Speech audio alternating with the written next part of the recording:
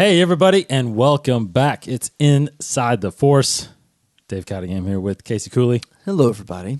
And once again, you can't see him, Yeah, but he's with us. Cody Iger. Hey, what's up? Hey. How's it going? It's good. I'm glad to be back. Yes, and we got a lot to talk about this episode. yeah. Even though February has been, dedicated to the return of the Clone Wars for us, we've been talking about the upcoming release, which we now have our first episode back from season 7, which is The Bad Batch, which we will talk about for sure. But also the highly anticipated details of what Project Luminous is all about. Finally. So we will definitely dive into that and talk all about that. That's what everybody's talking about. I know. Definitely. But we've got some interesting takes, and I'm sure we'll talk about some interesting storylines that we'd like to see also from that era. But first off, just some big news that dropped also this week that I want to get everybody's take on is the somewhat retirement of Bob Iger, the CEO of Disney. So now, for those of you who don't really, I guess, follow him or follow the whole situation with him, he's been the CEO of Disney for 15 years now, and he has been technically set to leave several times over this course of 15 years, but they've kept asking him to keep renewing. So it's no surprise, technically. His contract was in at the end of next year, Right. which he's still fulfilling in a sense, in a kind of creative role. But, just to go over his accomplishments in a sense, Bob Iger is responsible for 4 of the biggest purchases, arguably, in the history of studios. In 2006, he acquired Pixar for $7.4 billion. In 2009, he acquired Marvel and started Marvel Studios for $4.24 billion. In 2012, of course, we all know this, he purchased Lucasfilm for $4.05 billion. And just last year, they finalized the deal of purchasing all of 21st Century Fox for a whopping $71 billion.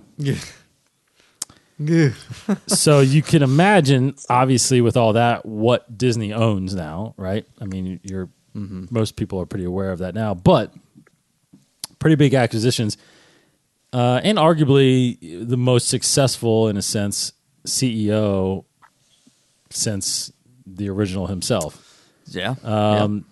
It's a pretty good resume there, Bob. Yeah, very good resume. So, I mean, Bob, I'm going to probably butcher his name, Chapek, is the replacement CEO.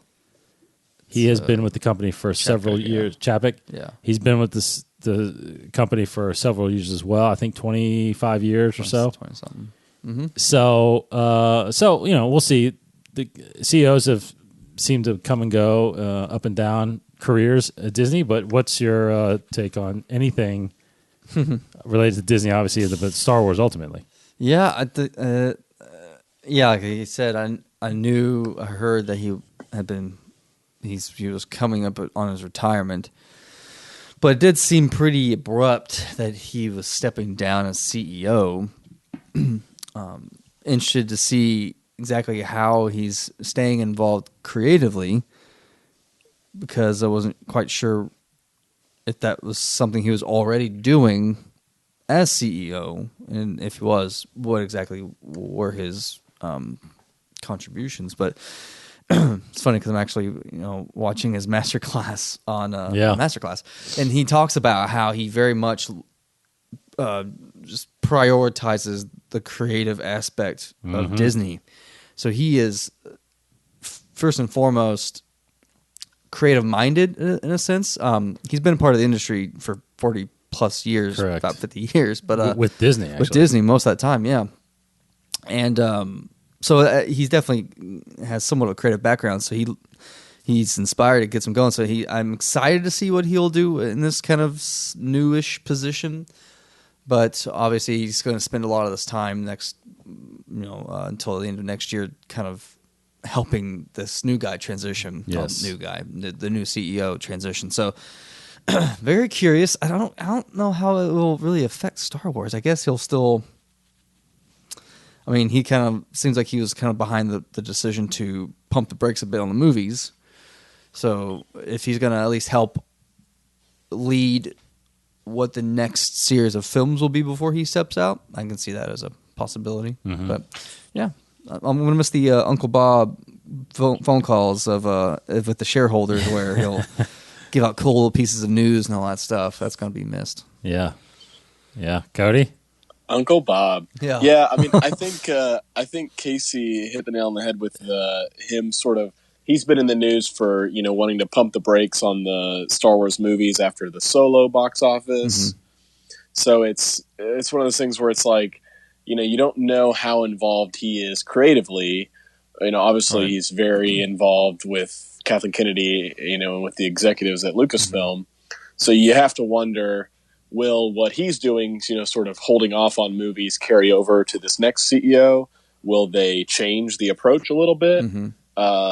Now with some of the new stuff they're doing, just for Star Wars, for the brand in general, I don't think it'll have like drastic changes. Mm-hmm. But yeah, I don't know. It's interesting. I mean, you also wonder, there's a lot of things I wish we knew about him and his involvement.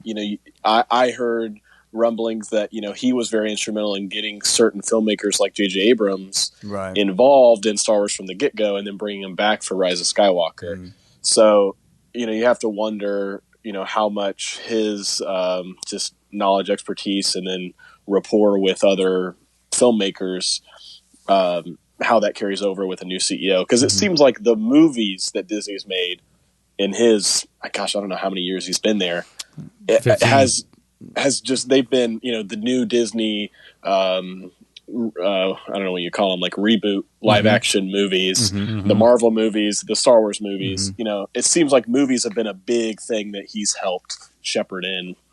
Yes. Yeah, definitely. He's helped just spread the global presence of Disney, which is fantastic.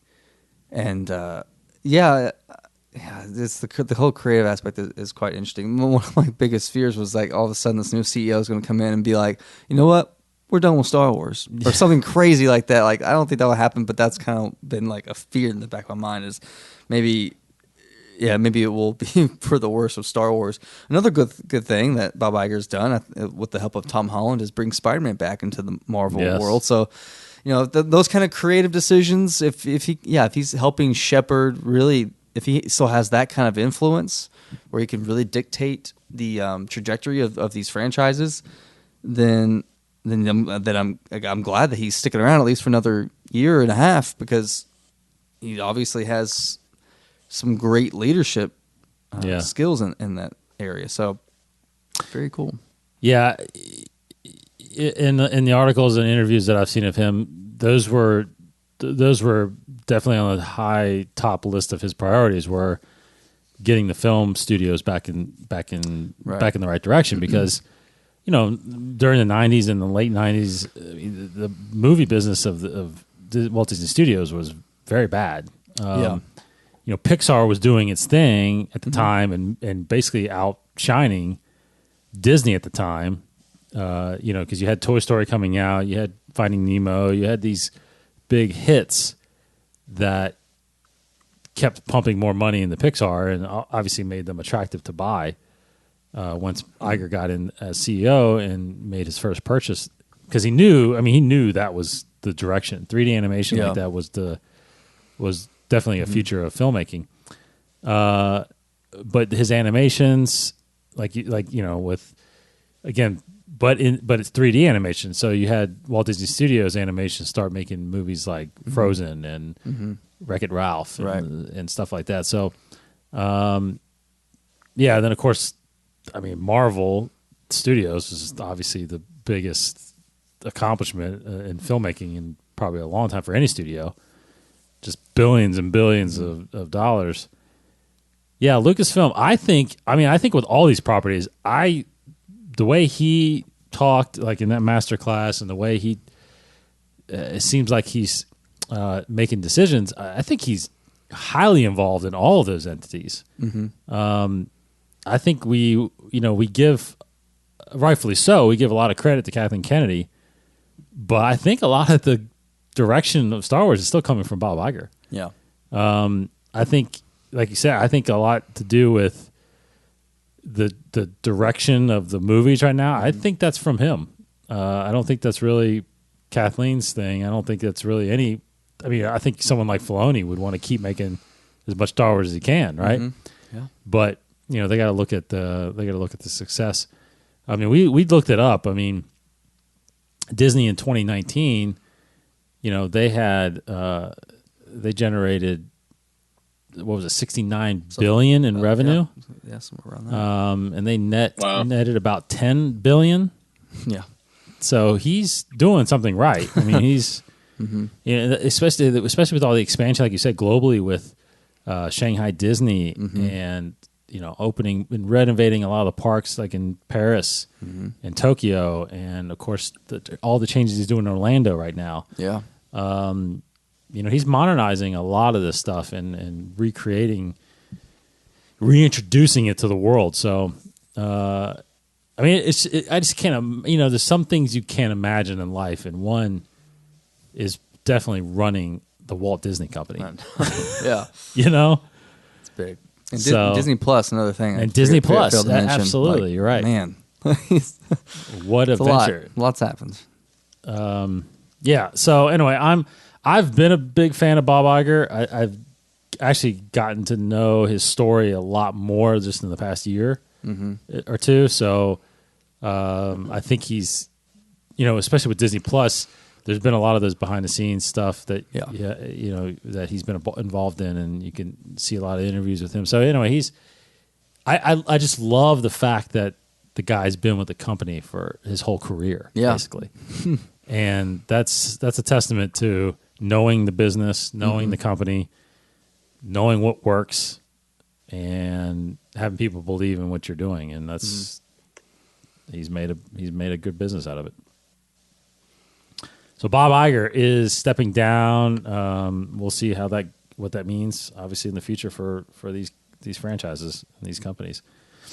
So that's that news. Now we'll move into the first release of season 7 for the Clone Wars, entitled The Bad Batch. Now we have known about this story arc. This was released in the Clone Wars Legacy story reels back in 2015. So, did you watch all those? Not all of them, no. Cody, did you ever watch those animatics? I watched actually quite a bit of the ones that were online. I actually watched this one. I don't know if it was the whole. I don't know if it was the whole episode, but I remembered a lot of it. So I think it may have been pretty much most of the episode, if not all of it. Yeah, these technically, we talked about this last week. The first 4 episodes that are coming out, which is this Bad Batch story arc, were the 4 story reels that were released. Everything was finished on them except the visual effects, obviously. But so Lucasfilm is now, or Star Wars is doing. They're not doing the Clone Wars Report, whatever. Yeah, whatever that was. I can't remember what they even called that. I only think of Rebels Report or Rebels Recon. Rebels Recon. I can't remember what the Clone Wars was called. But now it's called Download. Yeah. The Clone Wars Download, which is kind of a behind the scenes of the episode. And in that, they talk about how Filoni talks about how he was able to go back and, change some scenes a little bit, extend some stuff, cut some stuff. So it's a little different, but I mean, I saw a video where it kind of showed side by side. And it's pretty much just shot for shot. So anyway, it's back. What do we think? What did you think? I liked it. It felt. I mean, geez, it just felt like Clone Wars. It felt like just like the good old days. Like it never left. It was just watching another classic Clone Wars story, and yeah, I mean it was great. It was it's like I feel like with just almost like with Mandalorian, it's like we only have 12 episodes. I just want each episode to be like, okay, we have this short amount of time. We need to get all this stuff in there, and so it's like I just feel like I was just anticipating like this season's going to be really heavy. Story driven with Ahsoka, Anakin, like all these characters because we got to tie up so much, but it won't be. So these first 4 episodes are all of the Bad Batch characters, which is fine. So I'm saying that basically because it was a good story. It wasn't like a crazy epic, like it wasn't like a big space battle with Darth Maul and all this stuff. So a little more intimate with just these clones, which was nice. And any episode where it's all clones is always fun because I just like picturing the voice actor D. Bradley Baker just sitting in a room talking to himself in 10 different voices. It's amazing. I'm super talented. So no, I really enjoyed this episode. Do you think he does it as if he's having a conversation, or does he do each line? I'm pretty sure he does it, as straight through as possible. Wow. I'm pretty sure that's how they do it. Because typically they have all the actors in the same room and they're just like reading through the scenes. But in this case, I'm pretty sure it's him just going back and forth because these were very different voices this time around. You had the big guy. Yes, they all had Wrecker, I think was his name. Wrecker, yeah. And then he was really different. And then the techie got Tech. Yeah. Tech. First time I was like, oh, it's the Ninja Turtles, but as clones. But it was it was really cool. I loved it. Yeah. Cody? Yeah, I mean, I thought it was really fun. Like I said, I mean, seen the animatics of the story. Right. What didn't blow me away as far as like I knew it was coming. Right. But it did feel inherently what made Clone Wars fun and interesting and cool when it was first made is all the different clones. Casey said it. D. Bradley Baker does these different voices, but each clone has their unique touch, and they've got the Bad Batch characters, or this secret task force or whatever, and they're like the experimental clones, so they're even wilder. You got the Rambo and the Wrecker, and you're talking about the tech guy, and like I don't know, that's what made Clone Wars fun. Is like you watch the movies and you've got all these clones that all look the same. Yeah. It's like, oh, okay, cool. This is a war, and you need like bodies and soldiers and stuff, but they give this heart and character and life to these characters. And I thought that was just when Clone Wars started, it was brilliant. And this episode feels right back to that same brilliance. I thought like I wasn't really following where we were going to start. Like I had heard the Bad Batch was coming and it was going to be part of it. I kind of wanted to just open with Ahsoka and like end with Ahsoka because the Clone Wars is kind of Ahsoka's thing, but I get that they're using old storylines. They're not necessarily all going to connect like, beat for beat, like if they had, dreamt up and written a whole new season. And then I was just reminded how incredibly short these episodes are. And I just wanted more. So, Yeah, I guess it'll be kind of like the Lost Missions or Season 6 where there's no arc across the season. Season 6 felt kind of piecemeal. Like, oh, well, here's what we have left. We can finish this arc. We can finish this arc and this arc. Okay, we'll put them together, and there's a season. I feel like this is the same way, but maybe in this case, Filoni hopefully had a little bit more. I'm hoping that he had a little bit more choice in what he can finish because Bad Batch felt like it was really far along. They needed to just finish the render, the animation. But then you have stories like the Siege of Mandalore, which I'm assuming wasn't hardly even touched on. Like maybe it was written and storyboarded. Maybe it was storyboarded because they showed us some exactly. Yeah. So if they didn't do the voices yet or the animation, that kind of stuff. So I feel like this season it's some of what truly was going to be season 7 and maybe even some of what was season 8. Right? Like is that kind of what we were thinking of? I think season 7. I actually think season 7 was the end. Was that what we we were talking about a couple episodes back? Yeah. And I think Siege of Mandalore was the end. Okay. Because we're going to see Order 66 happening around that time. So, when you look at some of the old, what do you call it, slates or whatever for some of those written episodes. Bad Batch was actually supposed to be part of season 6, and then some of then like Dark Disciple was like 6 and 7. Right.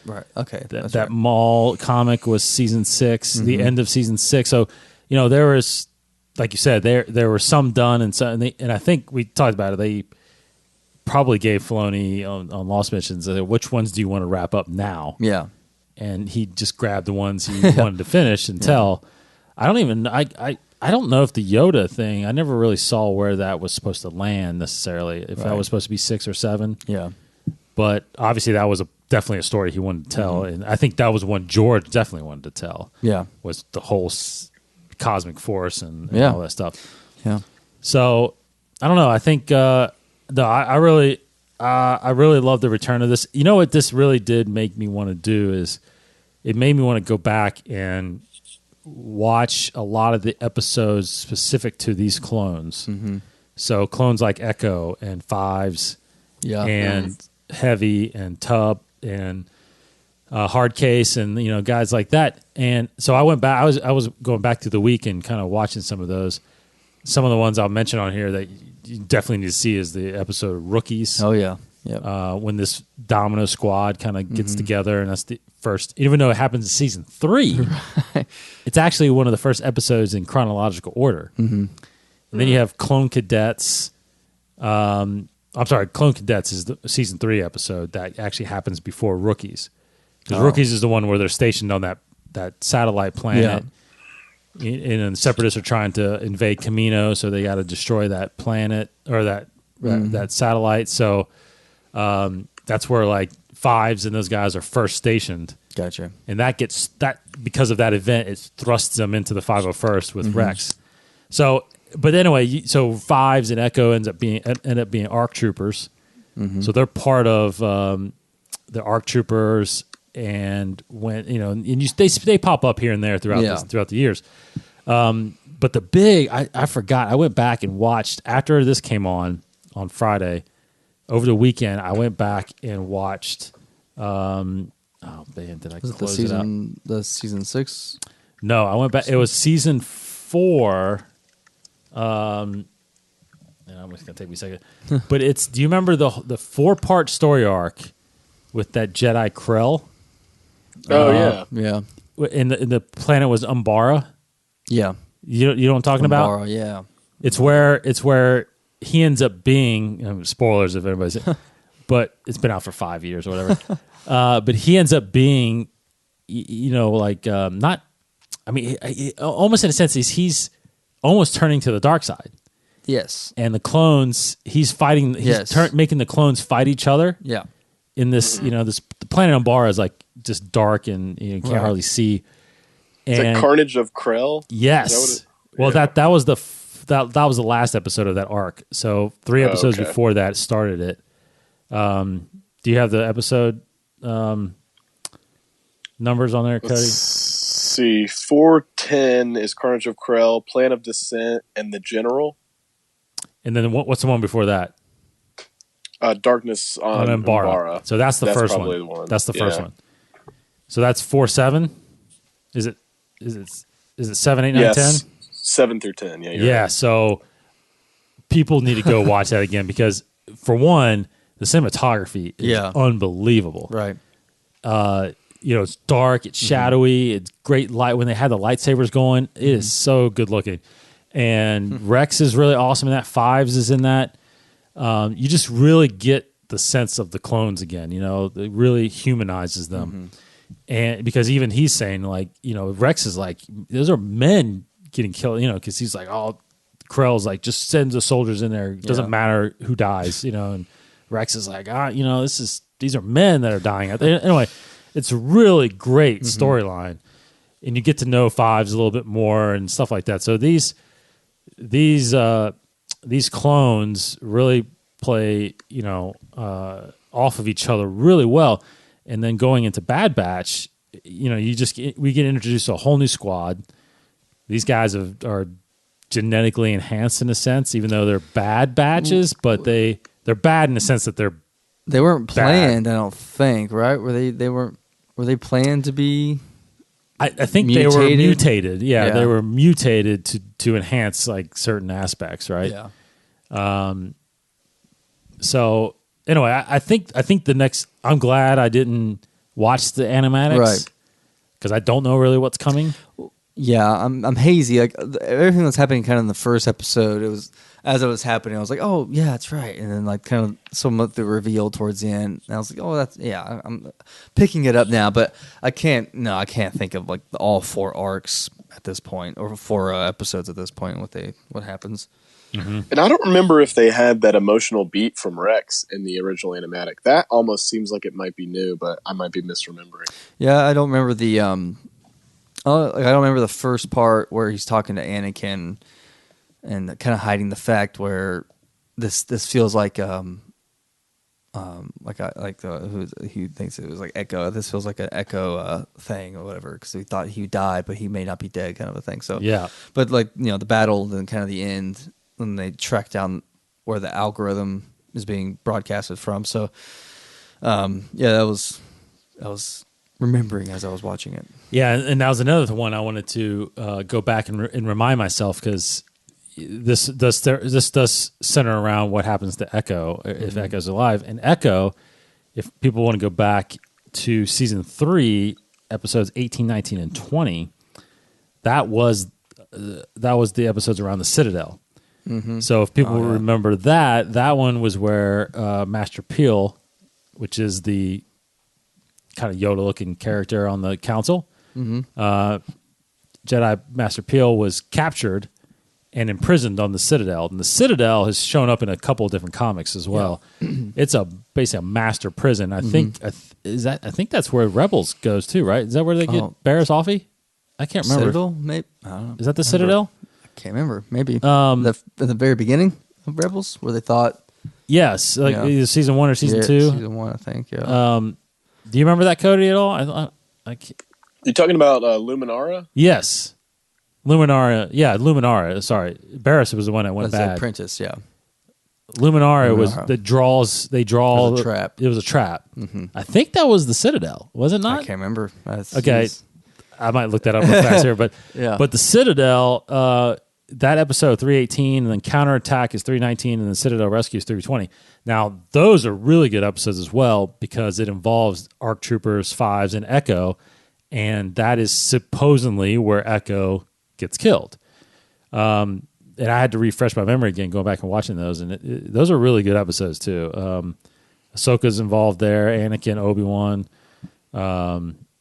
It's got the guy, I can't remember his name, but he's in charge of the Citadel. He looks like a killer clown from outer space. But it's a really creepy villain in that story arc. But anyway, some great clone episodes in the past that you should definitely see. And then of course, in season 6, the Lost Missions, the first 3 or 4 episodes of that season about the chip. Yeah, right. That's very much Fives' story arc. And that arc explains why he's not in this season. Yeah. So, anyway, Bad Batch, I thought was really good. Definitely looking forward to this Friday's next episode, which is called A Distant Echo. A Distant Echo. Yeah. Yeah. I'm curious on what happens. I'm definitely curious on what happens to the Bad Batch squad, obviously, because we don't know about them. They're not anywhere else in the Do stories. they have the I'm assuming they have the chip too, right? Yeah. Wouldn't they? I would assume so. You think we'll see that in Like at the end of at the season? end? That'd be cool. If we see him back on Siege of Mandalore and something happens and they just go crazy and kill a bunch of Jedi. I That'd guess. be crazy. Yeah. So did you all notice too the one shot in the episode? Yeah, when they when the tank dude busts through the door. Yes. Yeah. Oh, the one. Yeah, the one. The take. single one take shot. Yeah. Yeah. Now, obviously, it's animation. You can make that easily. But if that was an actual practical shot, that would have been very Well, impressive. it still would have taken a while to probably animate that, to render that. Totally. Long shot. Yeah, it's very, very, choreographed really well. It's just, it was really cool. So, okay, so yeah, we'll keep diving into that as we go. We've got 11 more episodes of season 7 to finish up on. Still kind of a little hazy on what we're going to get in between Bad Batch and Siege of Mandalore. Mm-hmm. Because if Siege of Mandalore is 4 episodes, then there's only 4 in between. There's 2 of them we know of, at least with Ahsoka on Coruscant. Oh, she yeah, meets that's right. the Trace character. You're right. Those 2 characters. But there's those 2, which we don't really know what they're about. But then there's 2 other ones that no idea. So it doesn't seem like we're getting the whole Crystal Crisis on Utapau story arc, because that was 4 episodes as well. That was one. I kind of hope not. I mean, I guess because I already watched it. Yeah. So I'm just like, I don't really want it now. But we don't need to see that finished. Yeah, and if I remember reading about that, Cody, you can tell me if I'm wrong or not, but I feel like that whole arc was just to kind of talk about how there were bigger kyber crystals in order to explain what fueled the Death Star. Right. In a sense. Yeah. And it was totally like, there's some stuff that even kind of contradicts some canon, because maybe, again, this wasn't fully rendered, but the large kyber crystal was green. Mm-hmm. You know, the Death Star laser is green. And I feel like in the older canon that may not be actually recorded or written down, you know, kyber crystals were naturally green. They didn't, you know, turn a certain color, you know, depending on, you know, the Jedi that had it. So there's things that have since then changed over time. And I think that was one of those leftover things that, you know, like, how do you explain the Death Star has a green laser? Well, the big kyber crystals were green, you know. Oh, yeah. Because it is. That's very interesting. Okay. But yeah, it doesn't seem like we're getting that one. I mean, I doubt it, but I would love to get that Cad Bane one, man. I know. Ooh. Yes. I mean, are we not going to get Cad Bane in this season? He's going to hold off. I mean, he hasn't shown up in a long time. If you go back to, I don't even know what season it was, 4, 5, maybe, if we saw him. But Cad Bane, Boba Fett, you gotta give us something. Yeah, like that. Finish that. Yeah. Okay. Next, which is our big last topic here, is Project Luminous. Now, I was trying to think back. I'm pretty sure this actually got announced at Celebration last year? Yeah. Celebration? Yeah. Mm-hmm. Okay, so... Yeah, it was a panel that we couldn't get into. Oh, that's right. Yeah, the publishing panel. Daggone app didn't work. We were so right at the close. door, right? Yeah. Yeah. Yeah, we were right at the door, and they said, no, sorry. Yeah, that's right. So Project Luminous announced the Star Wars Celebration last year, almost a year ago, and now we have got the details of that. And the short answer is that it is a full publishing campaign being launched this year in conjunction with, of course, Del Rey, Lucasfilm Press, Disney Press, Del Rey, Marvel Comics, IDW. and IDW. So all this stuff's coming from, and this centers around, I mean, it seemed like there were a lot of people in the writing room, but this centers around 5 big-time authors. Mm-hmm. And I forget one of them, but I know Charles Soule, Daniel Jose Older. Mm-hmm. You got Claudia Gray. You've got Kevin Scott. Yep. And you got Justina Ireland. Yes. So you've got 5 big-time writers, very familiar with Star Wars, and they have been crafting these stories for the last 2 or 3 years. And basically what we're getting, and we can dive into our thoughts on all this stuff, but basically what we're getting what's called Star Wars The High Republic, set 200 years prior to Episode 1, The Phantom Menace, which that goes against a little bit of what was been reporting that it was going to be like 500 years. Mm-hmm. But now they did confirm it's 200 years. The height of the Jedi Order, which still doesn't. I'm still confused about why that's so high at that point. But anyway, first off, before we kind of dive into some things, overall, impressions of what we got revealed? I mean, yeah, overall, I'm excited. Definitely, I think whenever they release a brand new Star Wars kind of campaign, I'm just going to get excited because it's just more content that I can consume. But more than just that, like you said, it has great writers behind it. So, I see the cover art with a great author's name to it, and it's a brand new era. It's like, yes, I'm sure it'll be a great story. I'm very excited to read it. Can't wait. So overall, yeah, I'm looking forward to it. Then if we get into details about all that stuff, it's then it gets a little different. But no, I'm looking forward to it. Looking forward. Cody, expectations were they met with this announcement with you? I'd say preface it with I'm excited for new Star Wars stuff. Sort of like Casey said, I am excited, but I will play a little bit of the other side of the fence. I kept wondering, why are they announcing this thing at 10 p.m. Eastern time on a Monday night? That's the weirdest thing in the world. Yeah. And then it all came out that it was 2 books and 2 comics, and I was like, oh, okay, that makes sense. It's not really that big. I mean, it is a big thing because it took a lot of work to organize that many authors, as you mentioned, but a bit underwhelmed just overall about how much it was hyped up. Mm-hmm. But I think I'm excited to explore the stories and learn about the characters to see if I'm actually going to be interested in, I will start them and read them. But I have certain books that I like more than others and some that I don't finish because I don't like. So we'll see. Yeah, I'm with you on that. I think my overall impression was I was first confused too. Why this late? I mean, it's early on the West Coast, but us on the East Coast is late.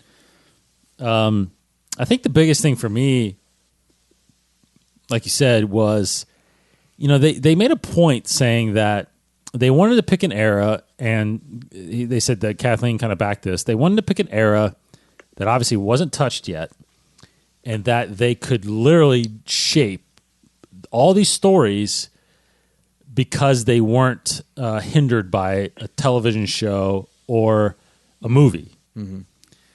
And so the underwhelming part that I felt was, gosh, now it's a TV show also. Why not center a television show or an animated show or a live action show, something around this as well? Because you have the ability to still write those interconnected stories and not be hindered by. But maybe, I don't know, maybe some filmmaker might want to change things. I don't know, But I don't know. I just, that part, I wish that they had that. Now, will it happen? I do think it'll eventually happen. I think there would be some kind of show or film centered around this. I actually this is a whole nother conversation, but I do think that whatever films they are planning on doing is even a different era. Maybe even further back, maybe that 500 years or 1,000 years that we've been talking about. So that part was a little underwhelming for me. Now I'm definitely interested in the books. I've gone through every one of them that you see back here behind us. I'm definitely into the comics, a little behind on them, but I do read them. So I'm definitely going to dive into this. What the part I want to ask you guys about too is what the part I'm a little confused on is, so we know from the movies that the Republic, that as we know it at this point and at the point of episode 1, that Republic was established 1,000 years before episode 1. And it was at that time when there was great war between Jedis and Sith and all that stuff. Darth Bane roughly came out of that to start the Rule 2. So my question is my confusion a little bit too is that if the old Republic is considered everything before that 1,000 years, right? So this was the Republic, right? The Galactic Republic is what they established that 1,000 years. So prior to that, it's the old Republic. This I don't think it was called literally called the High Republic. I think they're just kind of referencing that this is kind of the high point of the Republic.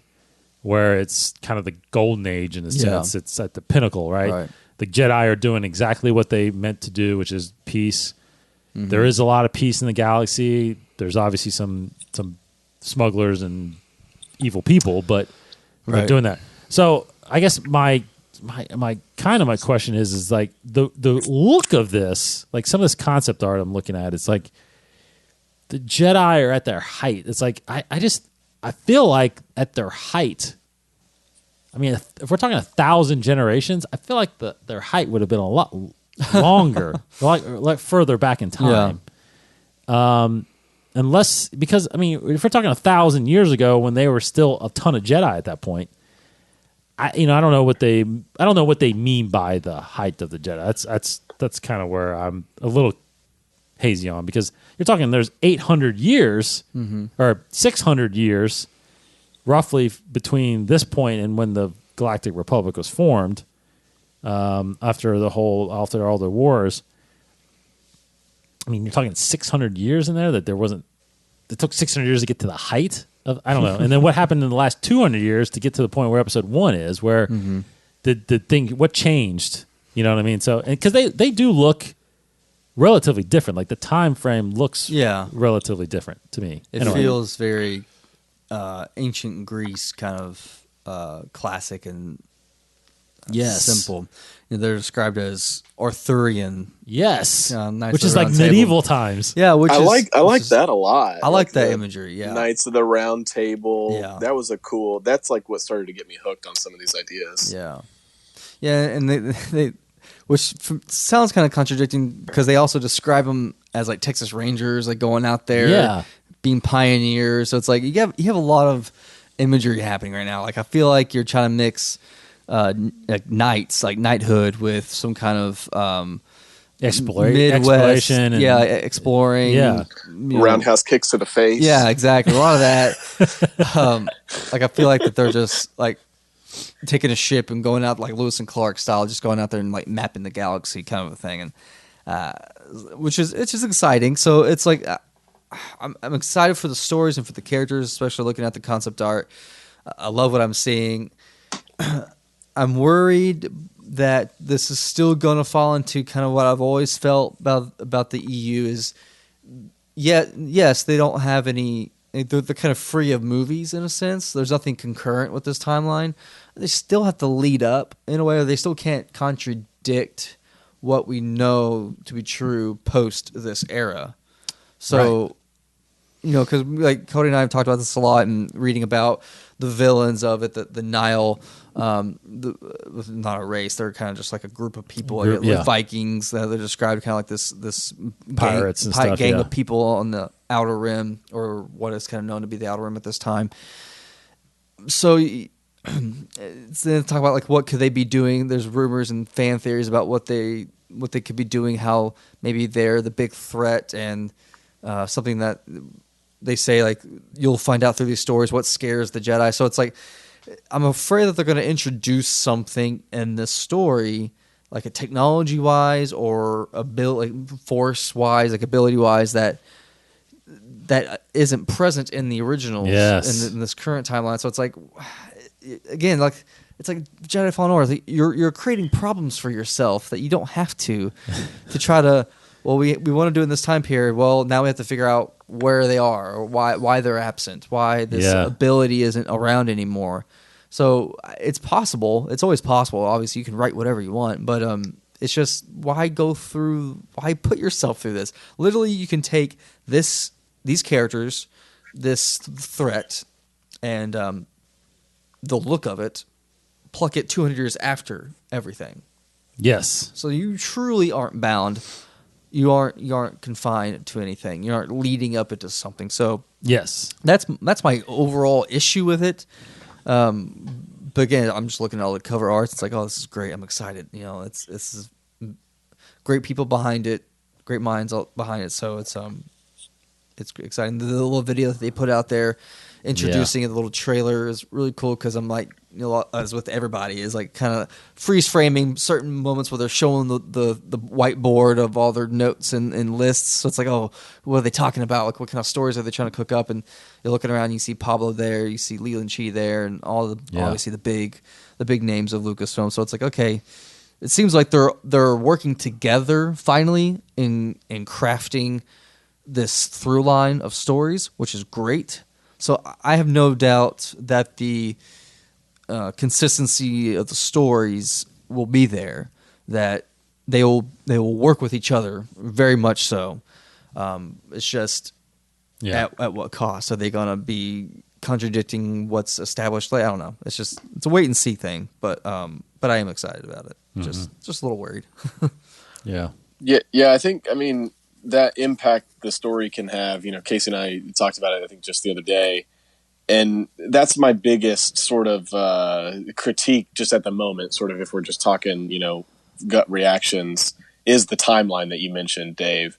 I'm interested in this new villain. I like the concept art. I like a lot of things that Casey was just mentioning. I love that they're making this incubator of a group of people working on overarching stories and interconnected stories. I really wish they would do that more for the future and for future films. That's a side conversation. But as far as just the timeline goes, I'm like, that question that you just mentioned, Casey, is, what scares the Jedi?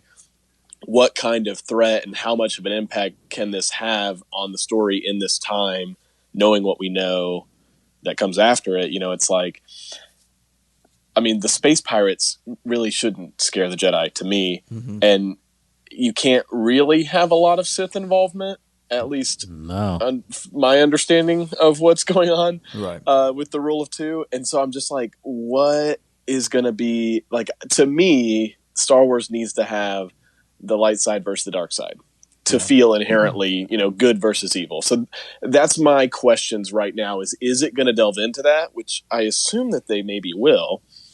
But I don't know how, because it seems like there's a lot of roadblocks with, the Rule of Two and the Sith. So I don't know. Maybe this is the start of the decline of the Jedi with this big event. To your point, Dave, maybe that's why it's called the Height. Maybe this is the end of the Height, and it's been lasting for however long. And maybe there's like an inkling that something is happening, away from the Coruscant and the main Jedi Temple that, starts to decline. I don't know. Yeah, I was it just popped in my head thinking about it as you were talking, Casey, because I 100% agree with you. I think it makes more sense to take whatever these stories are and put them 200 years after Rise of Skywalker, because this could be, because the way they look here, this could be what Rey had established exactly, and this is how they've evolved and become guardians of peace. Guardians of peace and justice in the galaxy again. How incredible would that have been? Like you see a temple with statues of like Luke and Rey. Yeah, you know what I mean? It's like, cool. Gosh, there's opportunities there, and then like you said, you're not bound by. Because we did get introduced, in a sense, to Force healing, in Rise of Skywalker. We did get introduced to crazy powers that she has, with lightning coming out of her hands, as a Jedi. Anyways, there's things that could have evolved over these 200 years to have new, and then of course we're getting into the whole. There's all kinds of different colored lightsabers in these pictures. There's like slight. That's why I was like, okay, is it concept art where they kind of took liberties, or because there are different hues. There's like different shades of blue, green. There's purple. There's like a pinkish one. There's someone with a yellow, which makes sense. But if it kind of, but those are supposed to be just so temple guards. So it's like exactly. They got a lot of explaining to do. So Pablo and Leland, they're sitting there. So hopefully they help. But yes, to me, if I'm sitting in that room, of course I'm not, and I'm not. but if I'm in that room, I'm saying this needs to be after Rise of Skywalker. You're the one guy like, guys, listen. Yes, I am the one guy, and I'm the one. Shut up, Dave. Yeah, I'm the one that gets fired. Get out of here. Creative differences. Yeah. Guys, you're being carried out. Yeah. After.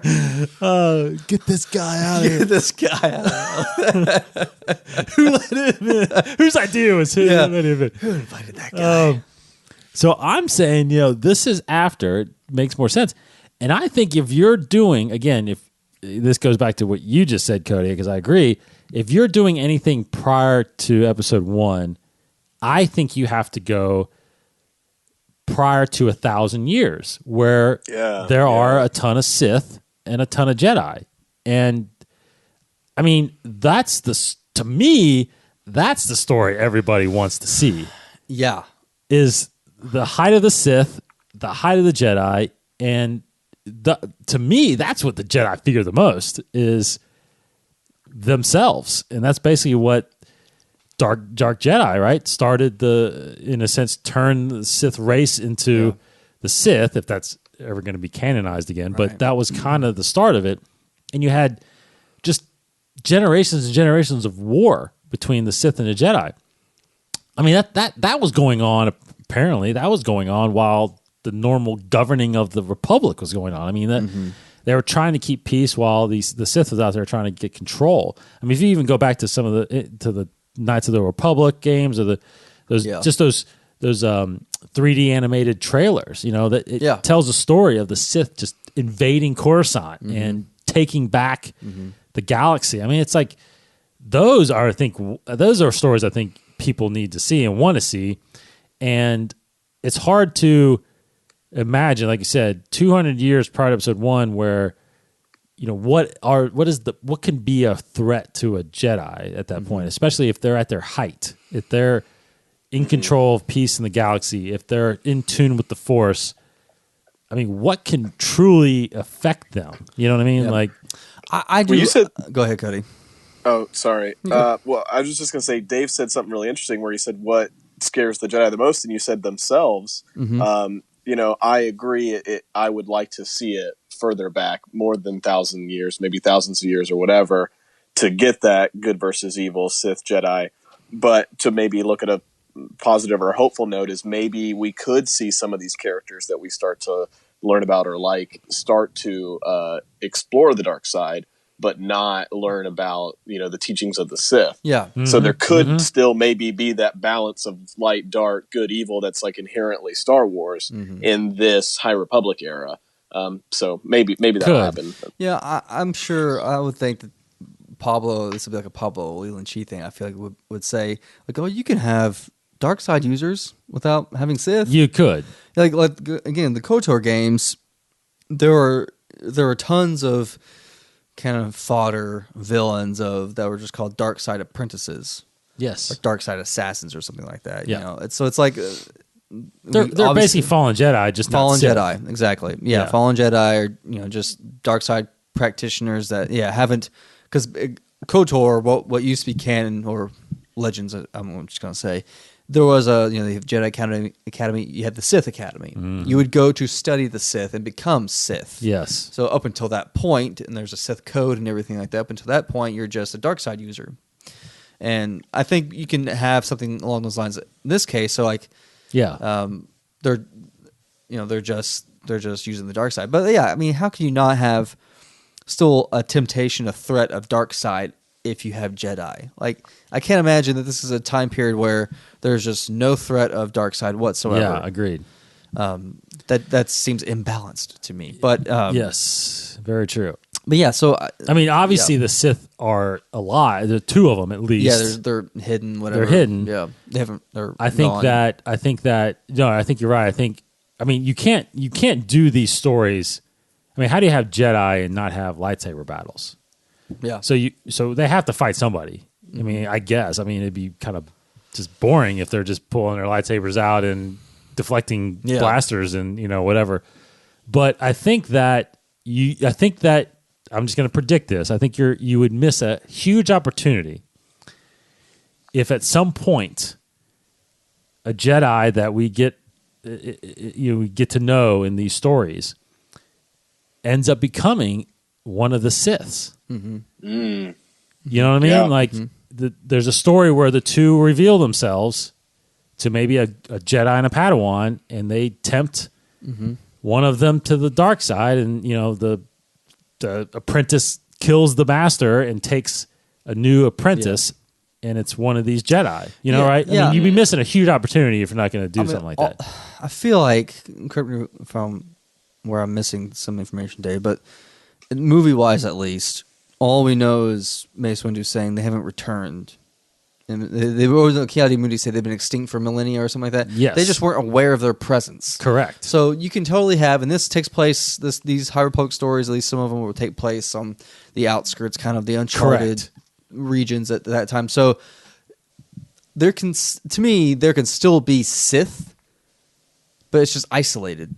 Yeah. Like they stumble upon the them. council will never find out about Exactly. And I think you get that. You get the impression that is the case from some of these synopses of some of these stories where like these Jedi are going out to kind of these uncharted regions and being stranded out there in a way to where it feels very isolated with these small group of characters.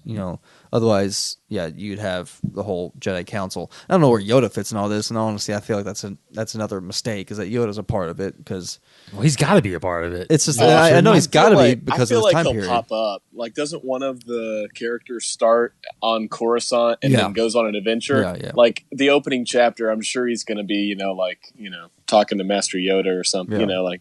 It's got to happen. It's just like, now that if Yoda is a part of it, then he obviously can't. Okay, if Yoda's a part of it, and there are somewhat rumors of Sith, I don't know. I just feel like Yoda would have knowledge of some big moment like this that would have helped in the prequel era. I don't know. It's just he just doesn't have to leave the he just Coruscant, stays in his chair. Yeah, because it sounds like most of these stories, like you're saying, happen in the Outer Rim. So Right. I don't think Yoda's going on an adventure in any of this. I think he could be in flashbacks or in the beginning of a story, Yeah, I think, hopefully he's just a side kind of cool cameo appearances every now and then, otherwise, I mean, it's Yoda. So when you have Yoda on your side, you're going to win. So it's just like, I don't know, it doesn't feel threatening. And that's the thing. It's obviously they just released it. We don't have hardly any information. And I've even feel like I've read tweets where this is being called Phase 1 of High Republic. So we don't know much at all about what their stories they're going to tell. But so it's kind of unfair for me to say this, but right now it just doesn't feel, these stories, nothing feels threatening or impactful. It doesn't feel, I'm not feeling the conflict yet, which is fine, just because, again, we don't know much about it. But I would think that we should kind of have that feeling at this point if we're all supposed to be excited about it, and we've been waiting a long time for this, and then we get this kind of dump of information. All we know is that there's a great disaster, the Jedi are going to be afraid of something, and there's these Viking people called the Nile. So it's like, okay, well that's cool, but it's not enough for me to be like just jaw dropping, like, holy crap, this will be the definitive Star Wars era for the next 10, 15 years or something, if that's what they are trying to do. Right. And that's the big question. I think it's going to hinder on obviously what's launched this year and what the reception is. Now they are doing a good job, obviously, in releasing most of this at Celebration. Most of these things, which we'll go through right now. So you got Into the Dark, which is a novel from Claudia Gray, a young adult novel. That again is coming out. It looks like it's coming out at Celebration. I mean, most of this stuff is coming out at Celebration, is what it says. It says the first books and comics are set to debut at Star Wars Celebration Anaheim in August of 2020. With the High Republic, Light of the Jedi, which is the novel by Charles Soule, a massive interconnected story that's told across various formats by various publishers. So you got then you've got a middle grade novel called A Test of Courage, and that's the one Justina Ireland is writing. And then you've got a comic but IDW, written by Daniel Jose Older, which is called The High Republic Adventures. So it's kind of like Star Wars Adventures, right? Right. And it follows these two characters, Farzala and Lula. They're young Padawans. And then you've got Marvel, the Marvel comic was written by Kevin Scott, who just wrote the Dooku Jedi Lost novel audio play. That's coming out. It's just titled High Republic. And then you've got Light of the Jedi, which is Charles Soule. So you got every level of age group in a sense, plus you got the comics. So you got 5 different publishers, 5 different authors with different types of publishing coming out in August. And I very much believe that this is just the first phase of it. Yeah. I don't know how many phases they have planned, but I'm pretty sure we'll get a whole nother wave early 2021.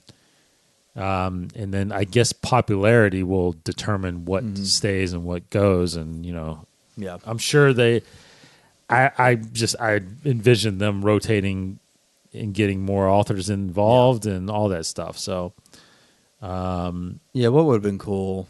Yeah, you said, Dave, beginning of this segment, they should have. It'd been great if they announced an animated show.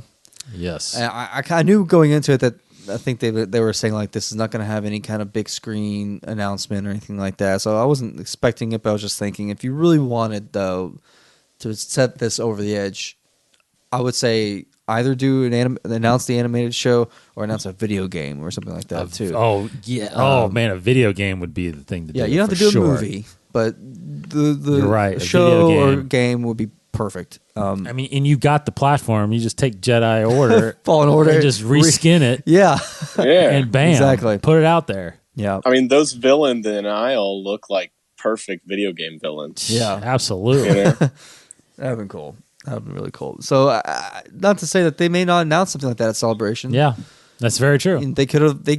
It's classic Filoni. Like he could already be finishing season 1 of this new High Republic show, ready to be premiered in the fall. It's very possible. That's very possible. Look, the thing about it is, of all the authors, Charles Soule is at the top of my list, and Claudia Gray is just knocked out of the park. Yes. So those two alone, I'm very interested in, and they're doing the novel and the young adult novel, which I'm into.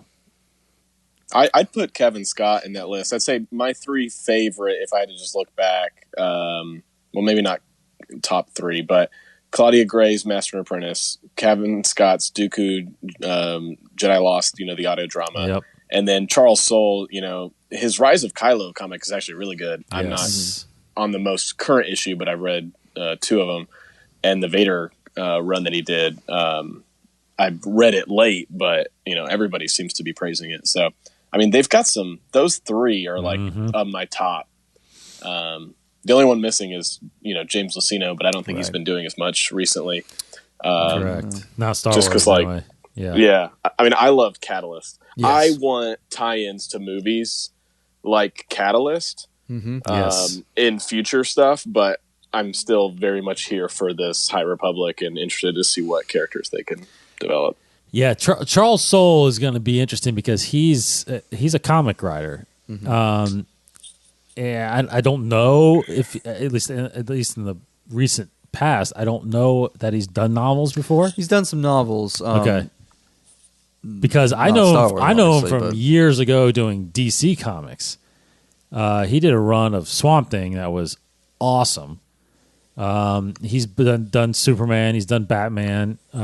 So he's done Green Lanterns, Red Lantern. I mean, he's done a ton of DC.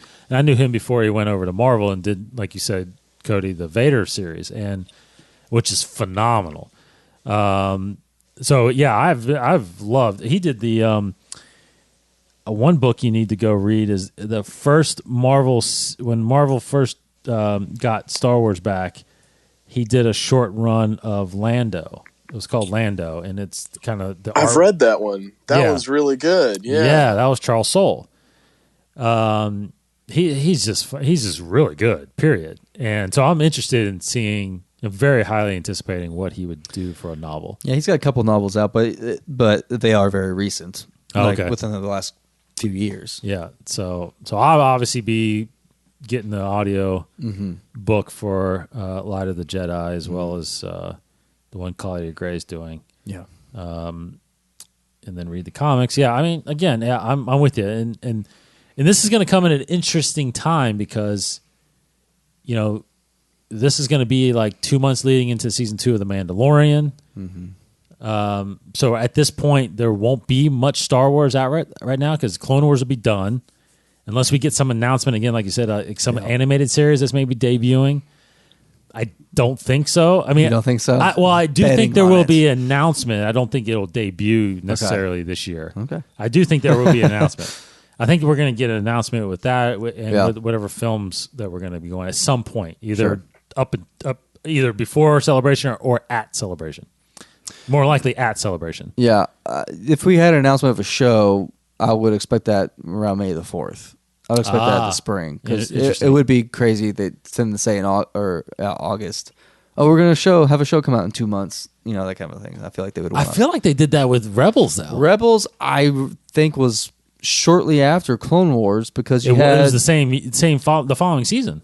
Yeah, well, it came out the following season, but year. They announced the show, I think, early spring or late spring because remember they had that premiere movie that kind of like 1 hour special Spark of Rebellion in the summer. Like what was the summer? It was like July. I think it was maybe? July. Yeah, you're right. So yeah, I think. But again, that came out of nowhere. Yeah, it did come out of nowhere. I felt like so. You're right.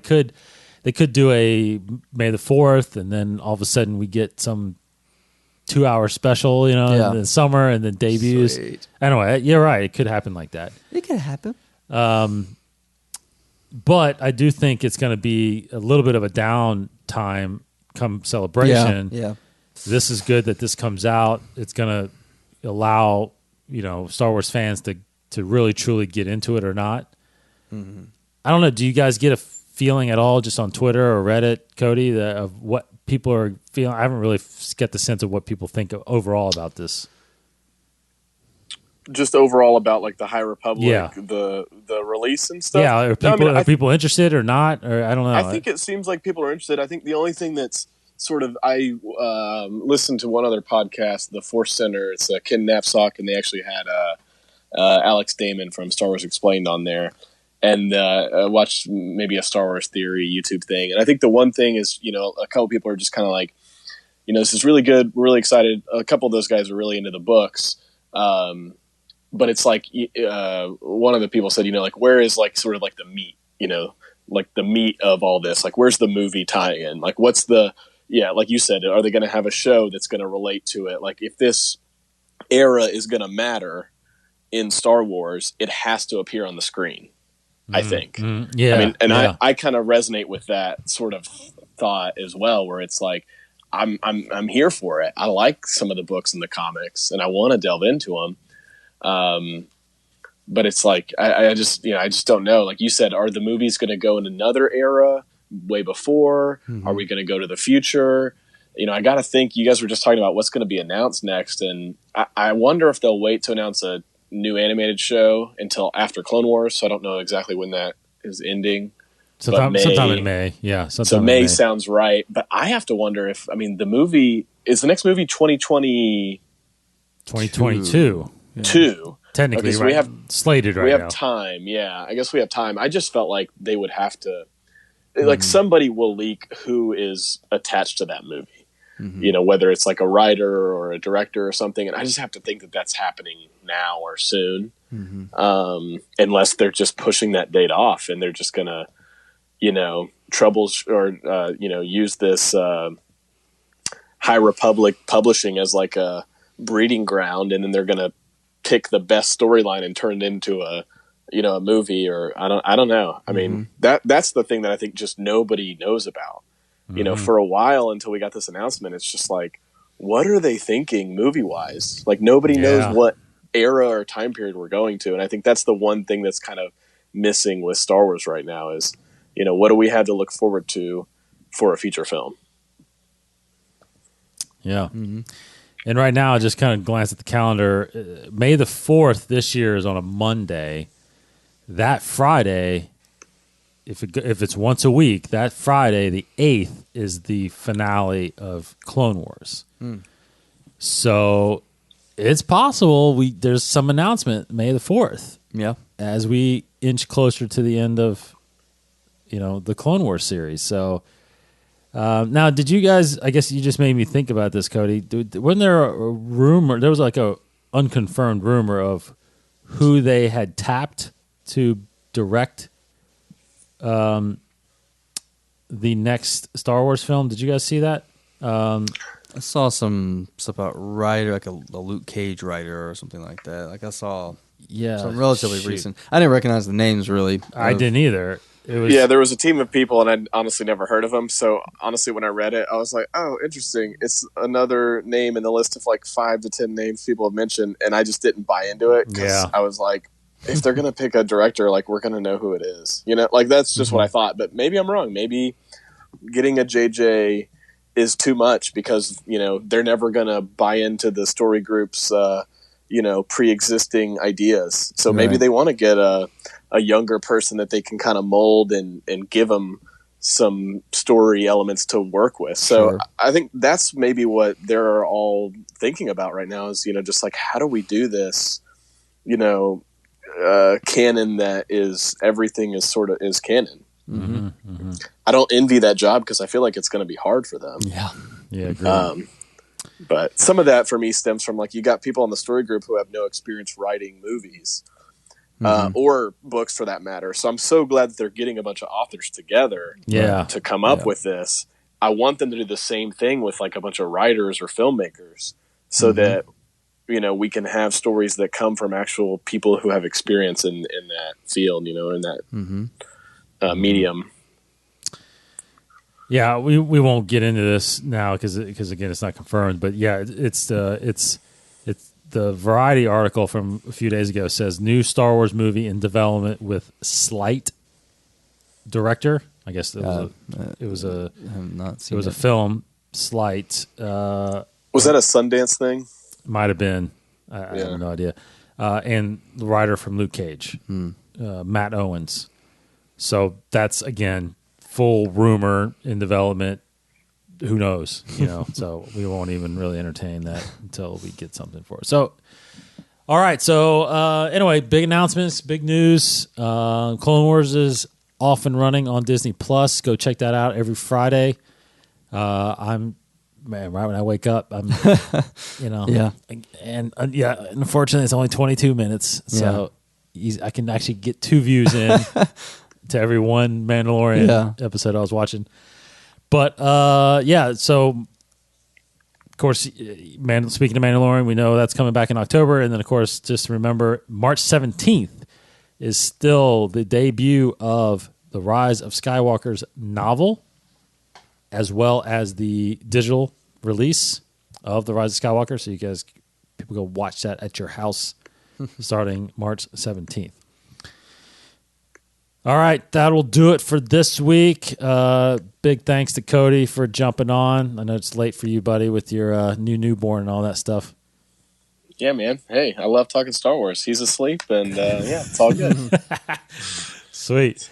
As long as he's sleeping good, I'm sleeping good. That's right. Yeah, that's right. It gets better, man. It gets better for sure. InsideTheForce.com. Go there and watch us on YouTube and subscribe to all your podcasts for us. Get all that stuff, InsideTheForce.com.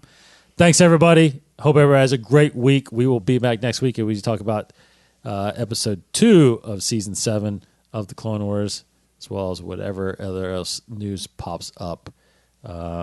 Maybe even more the High Republic talk. We'll see. Thanks, everybody. For Cody Geiler. See you around. Casey Cooley. Goodbye, everybody. I'm Dave. May the Force be with you.